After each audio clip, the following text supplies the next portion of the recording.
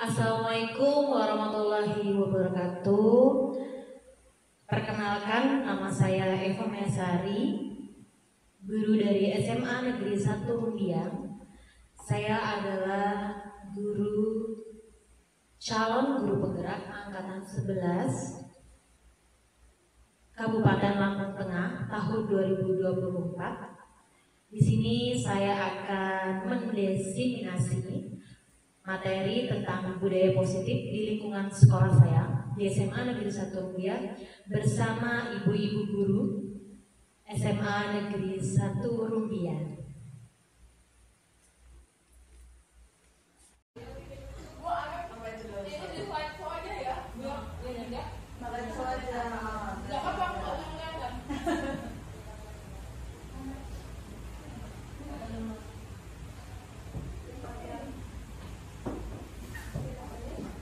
Assalamualaikum warahmatullahi wabarakatuh. Yang saya hormati ibu-ibu dari SMA Negeri 1 Rumbiang. Kali ini pada kesempatan hari ini saya akan memaparkan materi tentang budaya positif.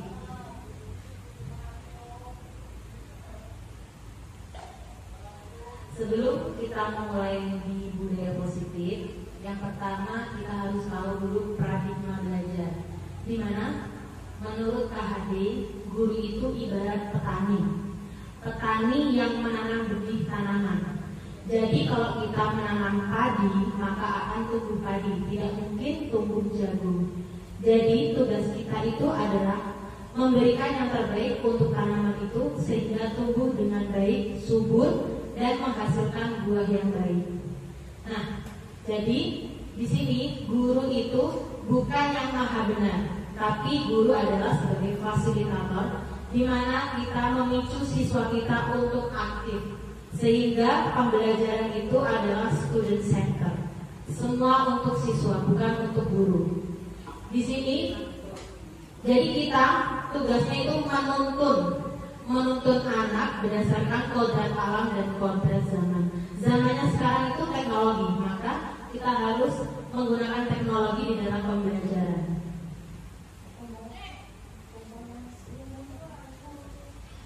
Di dalam disiplin positif, peran kita apa?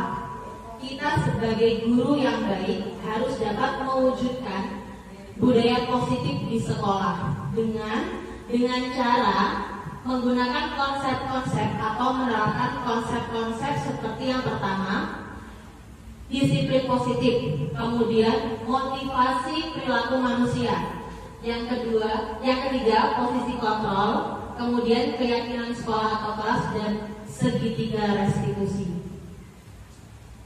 Yang pertama yaitu disiplin positif. Apa itu disiplin positif?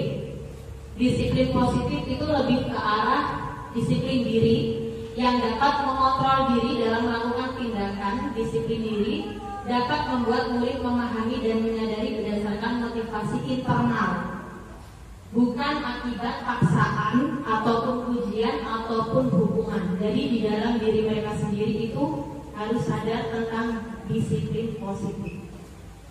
Disiplin positif merupakan cara penerapan disiplin diri yang mengajarkan anak bertanggung jawab dan menumbuhkan kesadaran diri berdasarkan nilai-nilai kebajikan.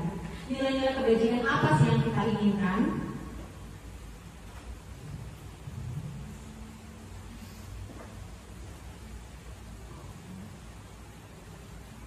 Nilai-nilai yang kebajikan yang kita inginkan tuh diantaranya 5 ini.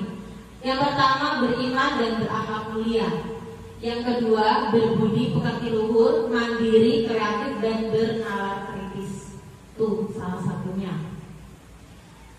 Kemudian ada 3 motivasi perilaku manusia. Jadi manusia itu melakukan sesuatu itu mempunyai 3 motivasi. Yang pertama, karena mereka itu menghindari yang namanya ketidaknyamanan atau hukuman. Misal siswa melakukan hal, misalnya tidak telat, mereka berusaha tidak telat karena yang pertama yang memotivasi mereka itu mungkin yang pertama karena mereka meyakini bahwa dengan tidak telat mereka aman dari hukuman. Yang kedua, mendapatkan imbalan atau penghargaan dari orang lain. Misalkan mereka belajar dengan rajin, ingin berprestasi, mungkin bisa jadi motivasi mereka itu ingin mendapatkan penghargaan dari orang lain. Yang ketiga, menjadi orang yang mereka inginkan dan menghargai diri sendiri dengan nilai-nilai yang mereka percaya. Guru kita mungkin nanti mengarahkan siswa itu memiliki motivasi yang ketiga. Jadi mereka sadar akan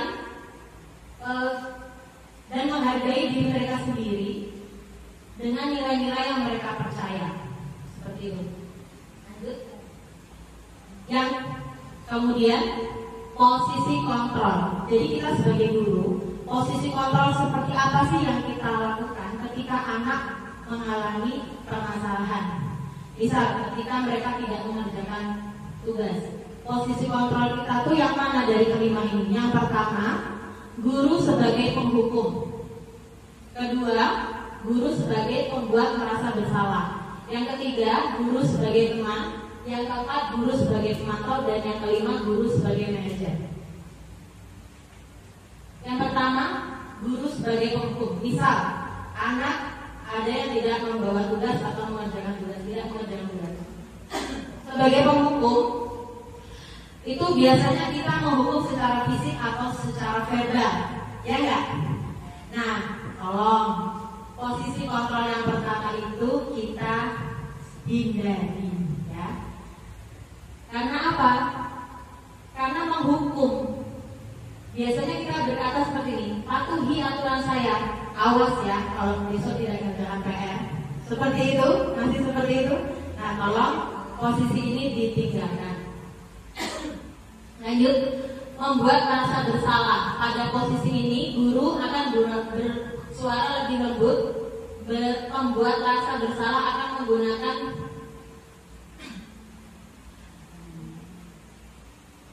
yang membuat orang lain merasa tidak nyaman, bersalah, dan rendah diri. Contoh-contoh kata-kata yang keluar itu seperti, ibu sangat kecewa dengan kamu, kenapa tidak mengerjakan PR, berapa kali ibu harus memberitahu kamu ya, gimana coba.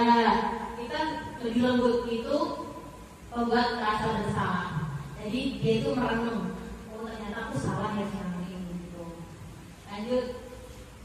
Sebagai teman, di posisi ini tidak akan menyakiti murid, namun akan tetap berupaya mengontrol murid melalui persuasi. Posisi teman pada guru bisa negatif ataupun positif. Positif di sini berupa hubungan baik yang terjalin antara guru dan murid.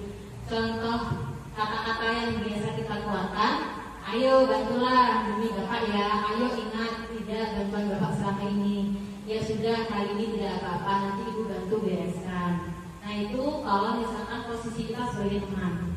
Yang keempat, sebagai pemantau. Di sini kita mengawasi. Pada saat kita mengawasi, kita bertanggung jawab atas perilaku orang-orang yang kita awasi. Kata-kata yang sering atau peraturan-peraturan atau konsekuensi, misalkan yang pertama dengan menggunakan sanksi atau konsekuensi. Kita dapat memisahkan hubungan pribadi kita dengan murid sebagai seseorang yang menjalankan posisi pemantau.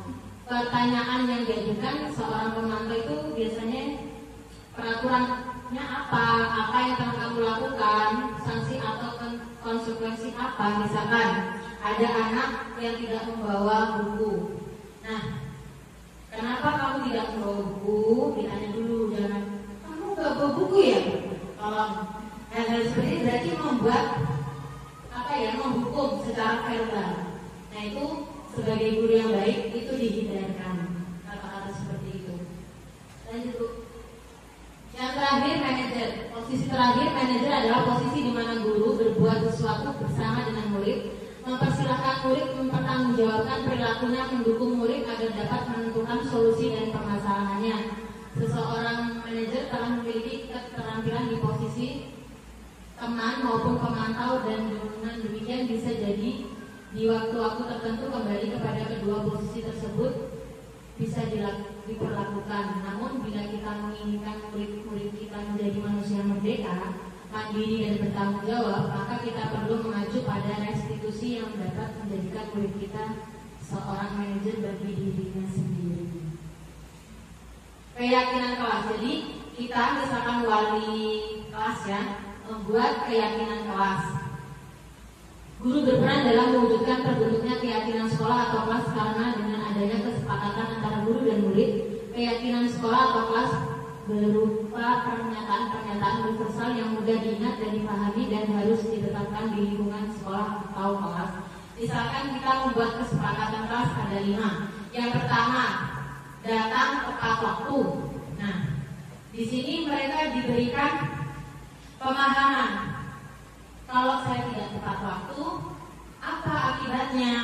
Jangan dihukum. Nanti kamu kalau telat push up 10 kali. Itu jangan. Itu bukan keyakinan kelas. Tetapi mereka disadarkan kalau kalian tepat waktu berarti kalian menanamkan disiplin diri, menghargai waktu. Jadi mereka mempunyai motivasi di dalam dirinya sendiri. Yang kedua misalkan mengerjakan tugas. Nah mereka berarti mempunyai tanggung jawab mengerjakan tugas. Nah jadi dari keyakinan kelas itu akan muncul motivasi intrinsik dari siswa sehingga mereka bertanggung jawab dengan dirinya sendiri. Lanjut. 3 tahapan segitiga restitusi, yaitu yang pertama menstabilkan identitas, validasi tindakan yang salah, dan yang ketiga menanyakan keyakinan.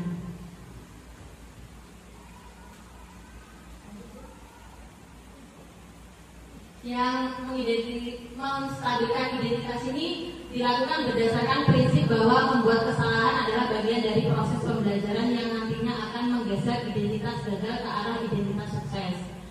Yang kedua, validasi tindakan yang salah dilakukan berdasarkan prinsip bahwa setiap perilaku berupaya memenuhi suatu kebutuhan tertentu sehingga guru atau orang tua akan bergeser dari pemikiran pembuluh respon menjadi proaktif serta akan lebih mengenali dan mengakui kebutuhan murid atau anak.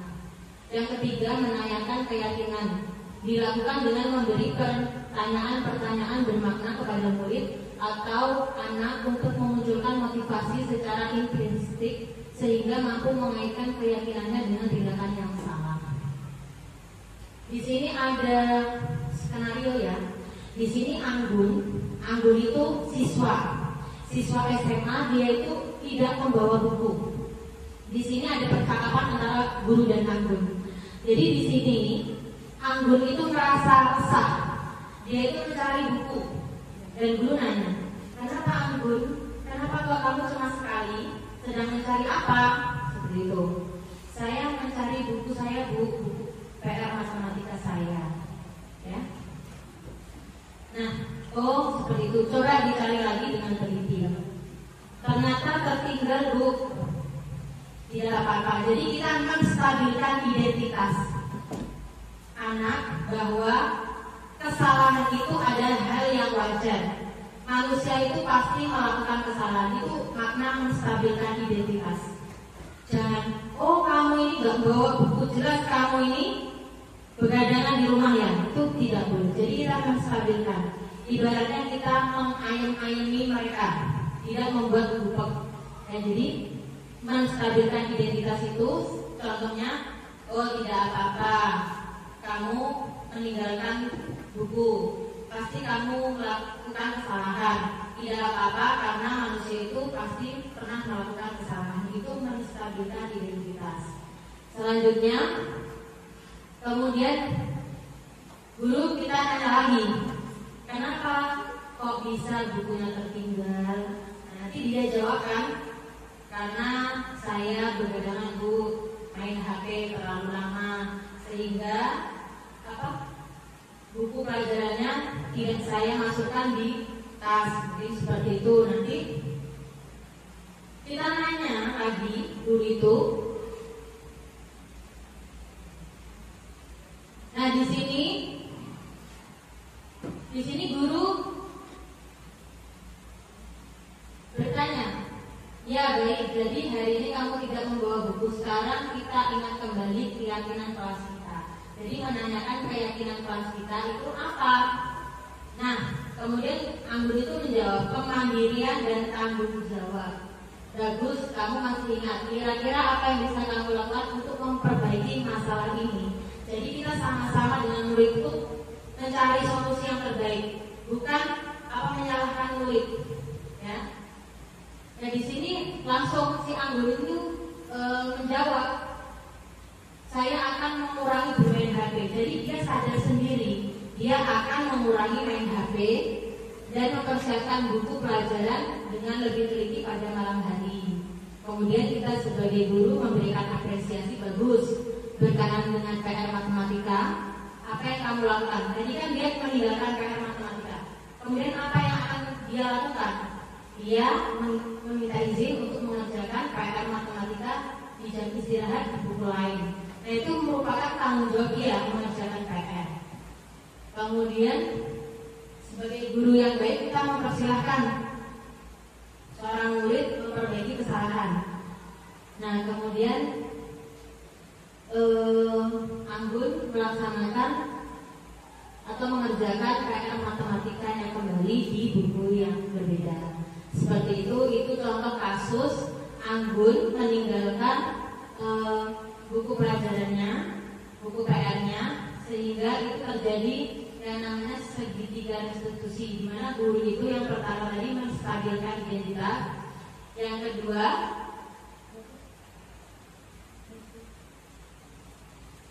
validasi tindakan yang salah, kemudian yang terakhir yaitu menanya keyakinan kelas, ya seperti itu. Demikian yang bisa saya sampaikan. Mungkin di sini ada pertanyaan dari ibu-ibu semua.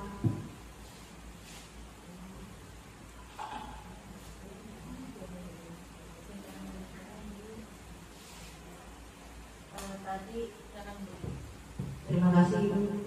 Tadi saya tertarik dengan pernyataan Ibu yang menyatakan bahwa kita itu sebagai guru harus bisa berperan sebagai teman bagi siswa.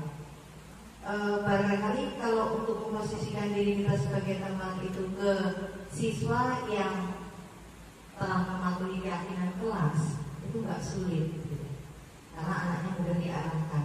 Nah, bagaimana ini dengan siswa-siswa yang memiliki karakteristik tertentu, gitu. Dia memiliki kemampuan karakteristik yang luar biasa, gitu ya, yang berbeda dengan kawan-kawannya, gitu. Gimana sikap kita seharusnya memposisikan diri kita sebagai teman dia, gitu. Terima kasih.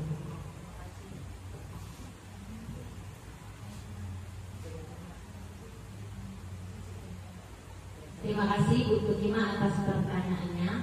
Yang saya sampaikan tadi, guru itu bisa menjadi teman. Nah memang kalau misalkan teman dengan siswa yang sudah disiplin atau meyakini keyakinan kelas itu sangat mudah. Yang ditanyakan bagaimana guru sebagai teman siswa yang mempunyai karakteristik yang luar biasa. Itu. Di sini posisi kontrol kita sebagai teman itu tidak akan menyakiti murid, namun akan tetap berupaya mengontrol murid melalui persuasi. Posisi teman pada guru bisa negatif ataupun positif. Positif di sini berupa hubungan baik yang terjalin antara guru dan murid. Bisa kita coba mendekati murid itu dulu. Kita gali dulu.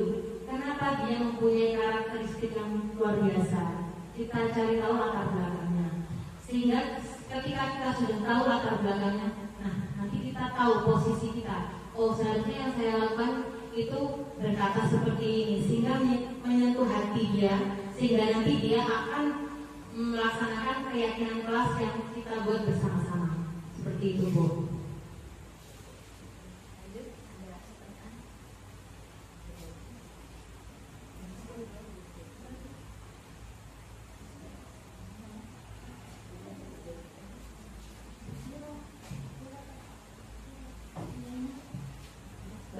Terima kasih. Masih di pertanyaan sama. Jadi posisi kontrol guru itu kan ada 5. Tapi ada beberapa posisi kontrol yang tidak disarankan kita lakukan kepada siswa kita. Nah, gimana cara menyikapi biar kita tidak sampai mengambil posisi kontrol sebagai penghukum? Itu kan ibaratnya hal terakhir yang harus kita ambil ya, di antara posisi kontrol yang lain. Nah, itu bagaimana? Biar nggak sampai kita menghukum siswa. Ya, terima kasih. Terima kasih Bu Desi atas pertanyaannya. Kita sebagai guru, kita manusia biasa ya. Emosi kita yang bisa mengontrol. Nah, jadi kita sebagai guru itu lebih meminimalisir rasa emosi kita. Jadi bagaimana cara kita untuk tidak menjadi guru sebagai penghukum? Yang pertama itu kita harus memahami posisi murid kita. Misalkan dia terlambat, seperti guru BK ya, guru BK-nya guru BK itu selalu identik dengan hukuman dan hukuman. Tetapi di sini kita sebagai guru yang bijak, kita harus tahu dulu posisi anak itu. Kenapa dia terlambat? Nah, jangan hanya menghukum. Jadi kita lebih mengontrol emosi. Kemudian kita harus tahu posisi siswa itu. Mungkin dia terlambat karena ada kendala di rumah. Ya, kita harus berpikir positif seperti itu, Bu Desi. Sehingga guru sebagai penghukum itu tidak kita laksanakan, kita hindari. Terima kasih, Bu Desi, atas pertanyaannya.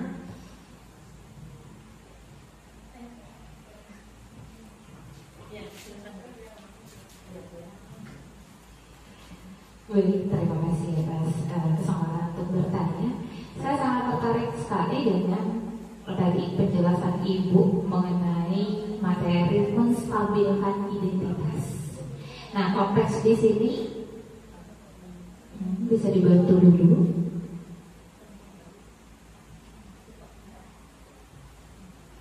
Ya, kalau nggak salah tadi kasusnya si Anggun. Iya, betul ya. Oke. Menstabilkan berdasarkan prinsip bahwa membuat kesalahan adalah bagian dari proses pembelajaran, akhirnya akan menggeser identitas, gagal ke arah identitas yang sukses. Nah, balik lagi bahwa karakter siswa ini beda-beda, gitu ya. Sebenarnya semua materi ini terintegrasi satu, biar kita bisa menerapkan porsi guru sebagai tadi tempat disiplin positifnya. Nah, untuk SMA Negeri 1 Rumbia ada beberapa siswa yang memang sangat luar biasa kategorinya gitu. Ada beberapa kasus yang sudah kita alami selama ini. Pertanyaannya adalah bagaimana cara simpelnya, contoh konkretnya, biar kita sebagai guru bisa menerapkan stabilitas identitas ke siswanya untuk kasus si Anggun tadi. Karena kan tadi penjelasannya rada kurang konkret gitu. Simpelnya aja bahasanya gitu. Terima kasih. Terima kasih Bu Mandi Mulia ya. Di kasus Anggun tadi, Anggun itu tidak membawa buku PR ya. Guru melihat si Anggun cemas karena mencari buku PR-nya yang tertinggal. Nah, jadi guru ini menstabilkan identitas. Dia kan merasa bersalah karena meninggalkan buku PR. Jadi kita menstabilkan identitas dia supaya dia tidak merasa bersalah. Kita menstabilkan dengan tidak apa-apa Anggun. Manusia itu pasti pernah melakukan kesalahan. Nah, disitulah kata untuk menstabilkan identitas. Jadi bukan dia saja, tetapi manusia itu pernah melakukan kesalahan. Terima kasih Ibu Mandi Mulia.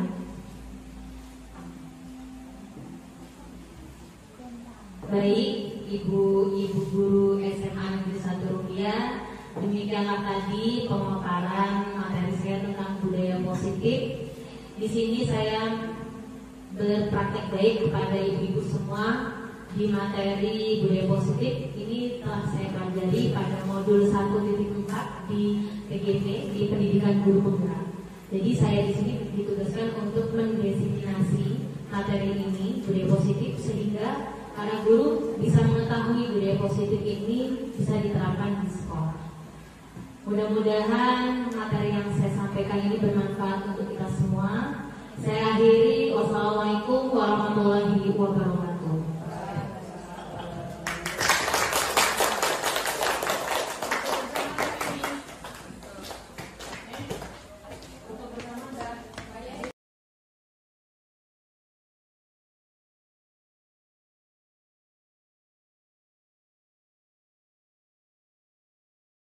Oke, assalamualaikum warahmatullahi wabarakatuh.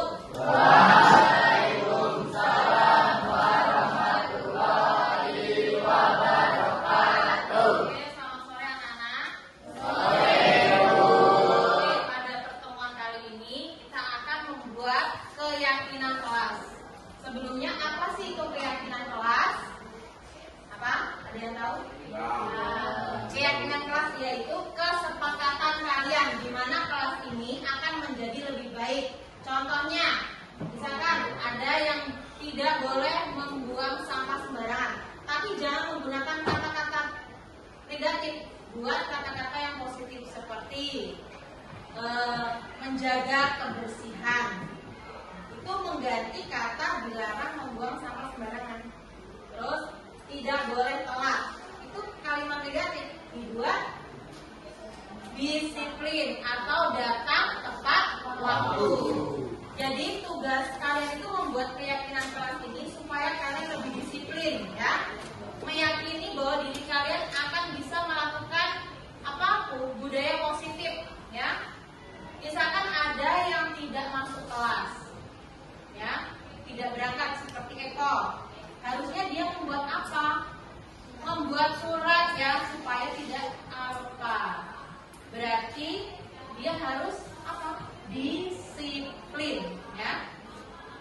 Terus misalkan kalau misalkan ada yang suka nyontek, berarti bukan dilarang menyontek, tapi kata-katanya menjadi jujur. Nah, itu termasuk keyakinan kelas, di mana keyakinan kelas ini akan kita buat, kita sepakati, kita laksanakan bersama. Jadi nanti setiap kita lihat di papan itu keyakinan kelas, kita akan sadar, oh ini keyakinan kelasku, aku akan melaksanakan itu supaya kalian lebih disiplin, ya. Oke, di sini ibu akan memberikan kertas. Nah, kertas ini bisa kalian tuliskan satu saja keyakinan kelas yang kalian inginkan, yang ibu sebutkan tadi.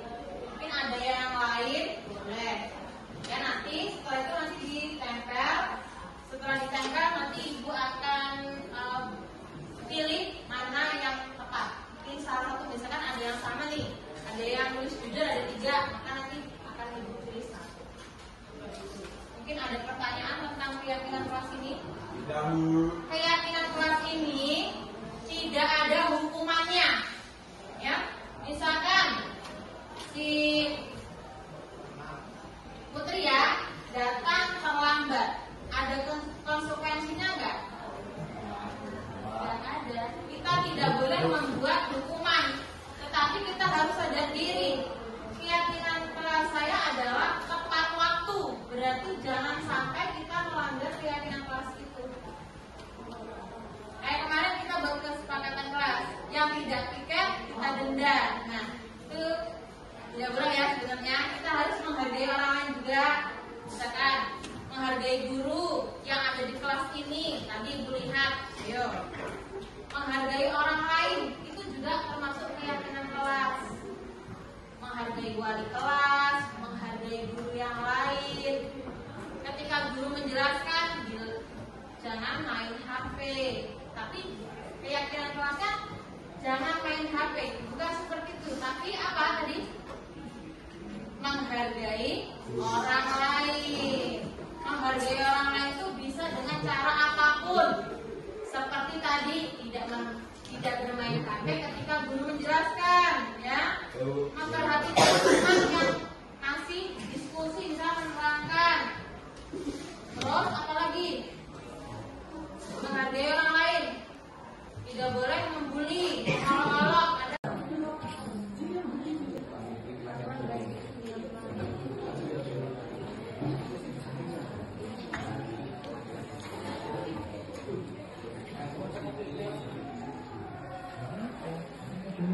Bapak nggak perlu nulis.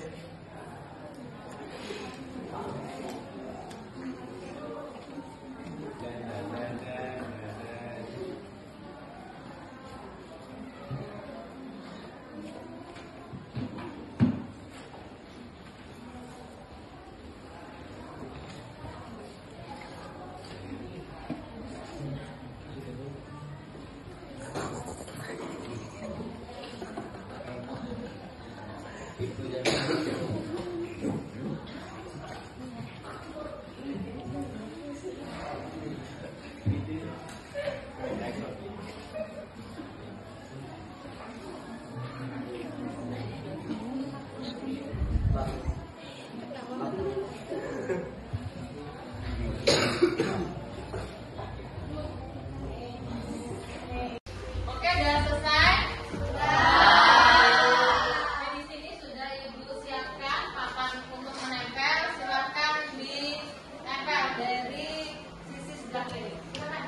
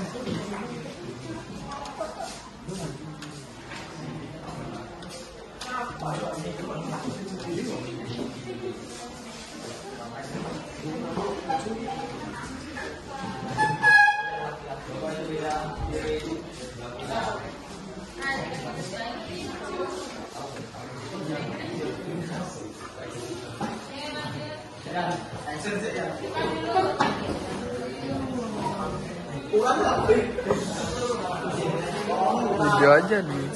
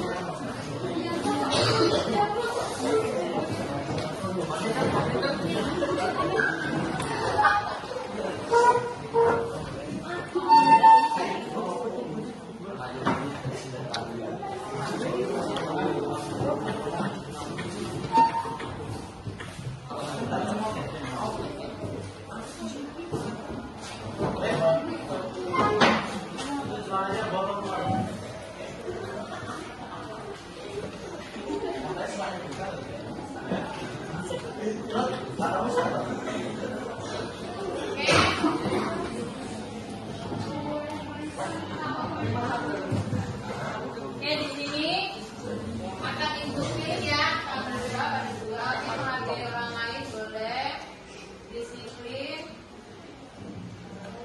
kemudian peduli dan empati, oke, berbicara sopan, ya, berbicara sopan, terus amanah ya, amanah sama dengan jujur ya, tanggung jawab menghargai sama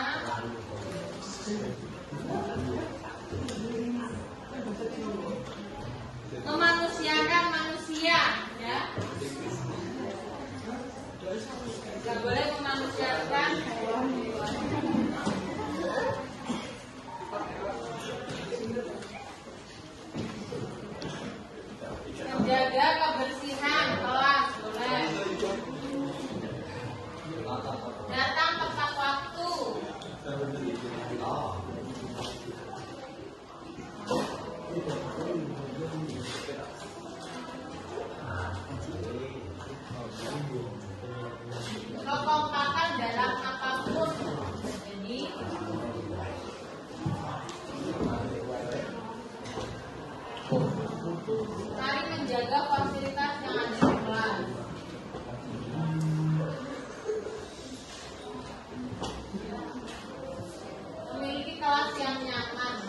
Oke, ada 12 ya keyakinan kelas. Yang pertama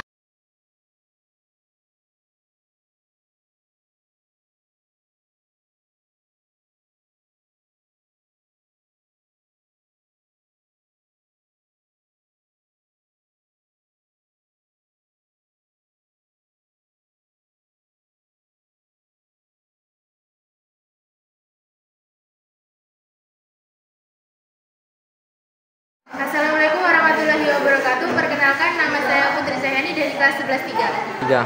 Selamat sore, perkenalkan saya Diki Bukarbumi dari kelas 11 3. Selamat sore, perkenalkan nama saya Wayan Tirta Adana Putra, saya dari kelas 11 3. Assalamualaikum warahmatullahi wabarakatuh. Perkenalkan nama saya Arga Saputra dari kelas 11 3.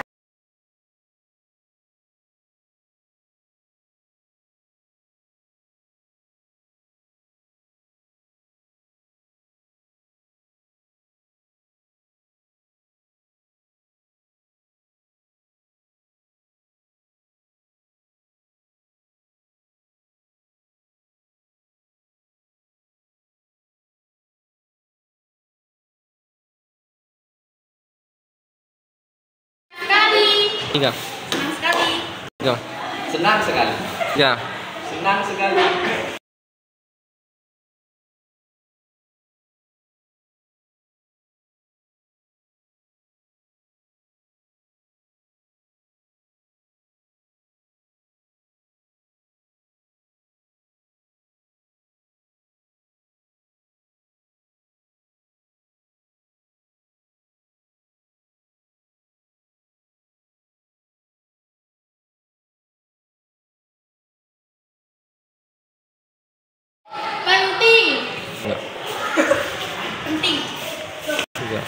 Penting.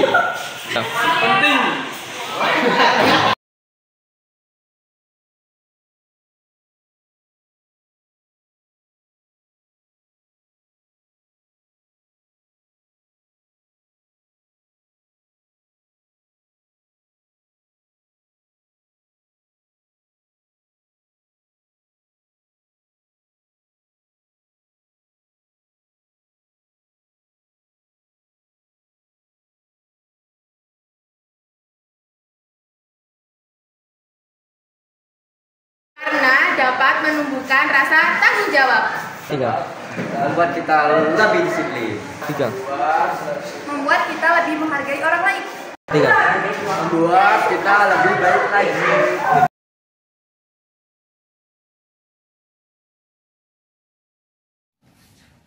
Anggun, sepertinya cuma sekali. Apa yang kamu lakukan? Apa yang kamu cari? Itu Bu, sebentar lagi kan pelajaran matematika. Buku catatan matematika saya tertinggal, padahal PR matematika saya kerjakan di buku itu. Oh begitu, coba cari dengan teliti lagi. Sudah Bu, sepertinya memang tertinggal. Oh tidak apa-apa, manusia itu tidak ada yang sempurna. Semua pasti pernah melakukan kesalahan. Tapi kenapa kamu sering tidak membuat buku pelajaran? Itu Bu, saya sering bermain HP sampai larut malam sehingga kurang memperhatikan jadwal pelajaran untuk hari berikutnya. Baru saya siapkan pagi tadi sebelum berangkat sekolah. Baik, jadi kita ingat kembali apa keyakinan kelas kita, apa yang kita yakini, dan apa yang belum dapat kamu lakukan. Kemandirian dan tanggung jawab Bu. Bagus, kamu masih ingat. Terus apa yang bisa kamu lakukan untuk memperbaiki masalah ini? Saya akan mengurangi bermain HP dan akan menyiapkan pelajaran lebih teliti pada malam hari. Bagus. Bagaimana dengan PR matematikanya? Mohon izin Bu mengerjakan PR matematika di buku lain setelah jam istirahat. Ya, silakan. Ibu hargai usaha kamu.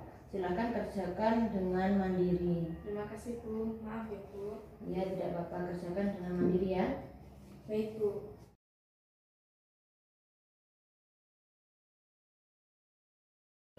Assalamualaikum warahmatullahi wabarakatuh.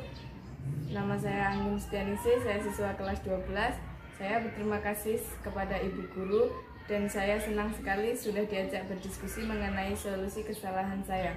Saya tidak akan begadang lagi dan tidak akan main HP hingga larut malam, sehingga saya tidak terlambat datang ke sekolah dan selalu membawa buku pelajaran sesuai jadwalnya.